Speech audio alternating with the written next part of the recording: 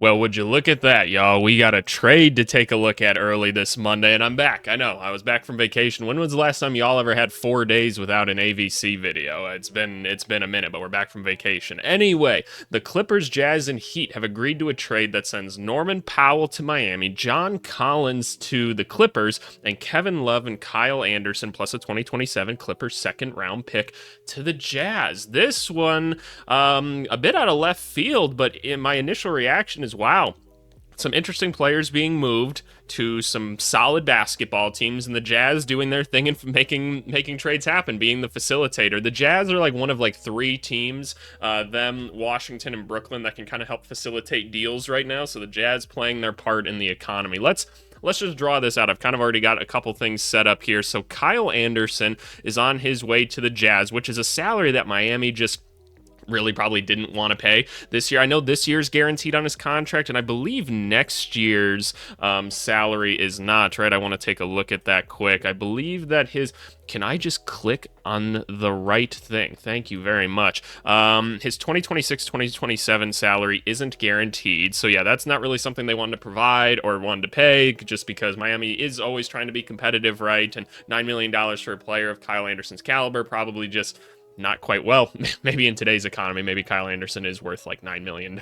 But for a player that's not contributing that much, makes a lot of sense to move on from him. And Kevin Love, who's been a great vet for this team, a little bit injured as of late, he's also going to the Jazz. I'd be amazed if he isn't bought out at the end of this. Like, maybe the Jazz just do want him as a vet on this team, and maybe Kevin Love's cool with that, but just off of pure basketball expectations alone, that feels like a guy that you buy out and he goes and signs with a contender or something like that. Maybe he goes to the Lakers and plays with Bron, because why not? That would be fun. Anyway, John Collins on his way to the Clippers, Norman Powell on his way to the Heat, and then it sounds like the Clippers are the one trading the pick, right? They're trading a 2027 Clippers second round pick, so that's going to the Jazz as well, and this is what the trade looks like in and of itself.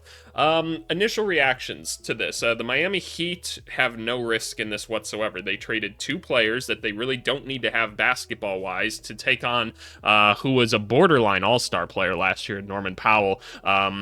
And we'll take a look at some of his numbers in a second, but one of the most efficient players in basketball last year, getting like over 20 points a game, playing solid defense the whole season, can go get himself a bucket whenever he needs to on a team that just generally needs creators on it. That's really exciting for the Miami Heat. If you take a look at the Clippers, there was probably a bit of redundancy between him and James Harden. While Norman Powell was really good this last season with Kawhi Leonard out, they need another scorer on the team with Kawhi hopefully back and healthy. John Collins is more so a role that they need. John Collins is a really good basketball player. He got you, while he only played half the season, he was getting you about 20 points per game. Yes, on a bad team, but really good efficiency. He's a solid enough defensive player. He's a nice lob threat. The turnovers are a little bit high at points, but he's not going to need to do quite as much with the basketball now, and the Jazz just turned the ball over a ton last season anyway because they weren't a good basketball team, so is what it is. And the Jazz in this saved $13 million. I am maybe a little bit surprised that John Collins didn't go for more in this, because John Collins is a good basketball player. It's an expiring deal, but there's other things to take into account with this. There's only so many moves because of how the CBA is set up nowadays where you can actually move somebody that's making $26 million, right? And the Jazz are one of these teams that help facilitate other deals taking place, right? And that's kind of what's happened here. So there probably wasn't a ton of opportunity to move a John Collins, even though I'd have to imagine that the interest is decently high for teams. It's hard to go and move a John Collins level contract right now. So they saw this as their opportunity to save some money, open up some rotation space, get another second round pick in the vault, and go from there. But I want to go over to our off-season tracker, which I've been kind of trying to keep up to date. For those of you unfamiliar, I kind of just built this as a way to help us kind of visualize and see everything that's going on. So I want to take a look at depth charts here for each group. And you know what? Let's just start off with Utah first. So John Collins no longer on the team, right? Like, there's John Collins. He is now Kyle Anderson, which I'll sort all of this later or whatever. And they also have Kevin Love on the team now. So John Collins is now, and I'm going to presume that this gives a lot of space to like a Taylor Hendricks to kind of move up the depth chart a little bit, and we'll throw Kyle Anderson here for the season, which, you know,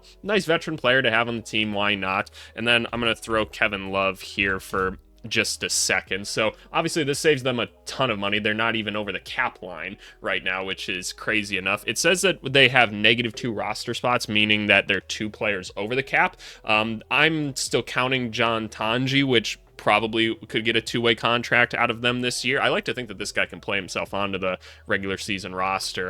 But looking at who else is on the team, I mean, KJ Martin, his contract isn't guaranteed for this year at $8 million. I'd find it hard to believe that he sticks around. And if you move Kevin Love as well, then you can give Tanji an actual contract. So again, let's just presume that you move off of Kevin Love, you move off of KJ Martin, you give Tanji a contract, and he can kind of slide in at this reserve shooting guard spot. Then I think Utah, that could just be it for their offseason, at least as far as I'm aware. Maybe they can facilitate some other deals going on, and then I suppose we can also add this this Clippers 27 second round pick here, which again, a nice one to pick up. They didn't really have a 27 second round pick, so you add that to the collection. Cool beans. Moving on to the Clippers and taking a look at what their rotation is going to look like. This changes some things, right? So Norm Powell almost certainly just becomes a bogey here.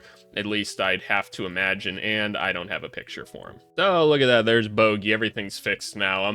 I'd presume that John Collins becomes a starter, and we should make sure that Norman Powell changes to John Collins here, which, is this going to take them back over the luxury tax line? It does, but I mean, this team's trying to be competitive. That makes sense. So now we have Kawhi Leonard that slides in here. We can slide Jordan Miller down a spot here, and this is just my presumption of what a rotation would look like. If you've got actual complaints about my rotation, I really don't give a shit. But just looking at this team right here, you now have a really big team that now has a lob threat out here, a guy that can space the floor, in John Collins, kind of more of the true power forward position as well. This is also just another guy that you can play at small ball center sometimes, but with the Clippers having now Zubats, Brook Lopez, and their first round pick, Niederhauser, you have a lot of different options for this team, right? Let's get rid of this Clippers pick as well. So I do think this balances out their guard rotation a little bit more, because Bogey can play a nice guard spot for them with Harden and Dunn. It looks like they're going to have one roster spot left, and that's if they added Kobe Saunders to the team. They've got about $6 million before they hit the first apron, so we have to assume that they're going to maybe add a little bit more to the roster in terms of cheap minimum contracts. Maybe they can go add another like point guard to this team. I don't know, because I don't think you need any more bigs at this point. Maybe another wing or something like that, but this Clippers roster is awesome, man. Like, if this team can stay healthy, this feels like an improved roster just in terms of balance and what you're able to do with it. So I like this move a lot for the Clippers. Again, if you're curious about my thoughts with the Jazz, I think maybe you could have gotten more for Collins, but you know, it is what it is. It's hard to move contracts like that nowadays, and it does free up spots for like your Taylor Hendrickses, right? And maybe Filipowski's going to play more of a power forward role at points this season because Nurkic is out there, and Filipowski does kind of struggle to play that center position, at least like defensively, and like rebounding he's pretty poor as of right now, but maybe they want to get some of these younger guys out there. Maybe even Cody Williams can get some minutes this year. I know, but just let him try to be something, right? Okay, then yeah, let's talk about the Miami Heat with all of this. Obviously, Kyle Anderson, gone. Kevin Love, gone. Now you've added Norman Powell here, which does increase your salary substantially. You're still about $6 million away from the first apron after this, but if we're getting rid of Kyle Anderson, who again wasn't going to play substantial minutes, Kevin Love as well, you take him off of here. Am I just left to presume that like Hero's kind of going to play pseudo point guard again this season, and then this can become Norman Powell? Is that how I should look at this? And then maybe I just presume that Yakachonis will be a rotational player in some capacity as well. I don't know. It's really hard to tell, because I'd like to think that maybe Larson could get on the court a little bit more this year because he was such a good shooter for them. But this Miami Heat roster is certainly improved now. You needed this level of creator. You didn't give up anything all that interesting. You still have a roster spot open and $6 million before you hit the apron. So the Miami Heat are in a good spot now. And Heat fans, you guys complain all the time. Just look. You guys are like, we didn't get any free agents, AVC. Why don't we get any free agents? I see y'all in my comments all the time. Just wait for them to make moves. The Heat always treat y'all well. They always treat y'all well. Just calm down. This was a great move. This was you gave up nothing of really anything substantial, at least, right? And you added a guy that can get you 20 points a game and be another shot creator. You needed stuff like that. And you've got some people that can play pseudo point guard. I would expect a Terry Rozier move to still happen.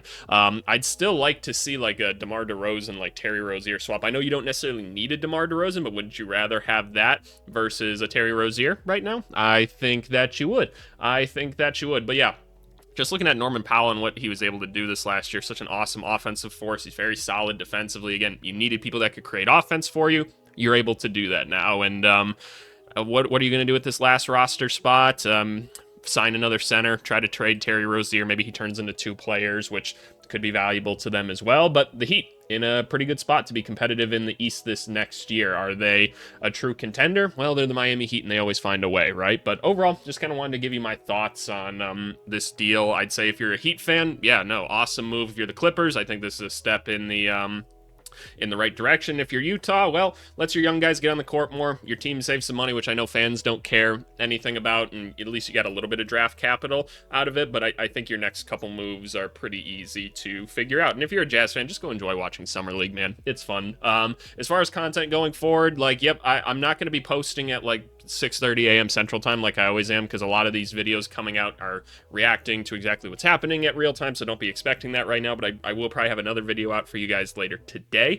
that I planned on doing. And yeah, I just have a couple videos planned throughout this week for you guys, but it's good to be back. Thank you guys for your patience, and yeah, we'll talk to you later. Thanks so much.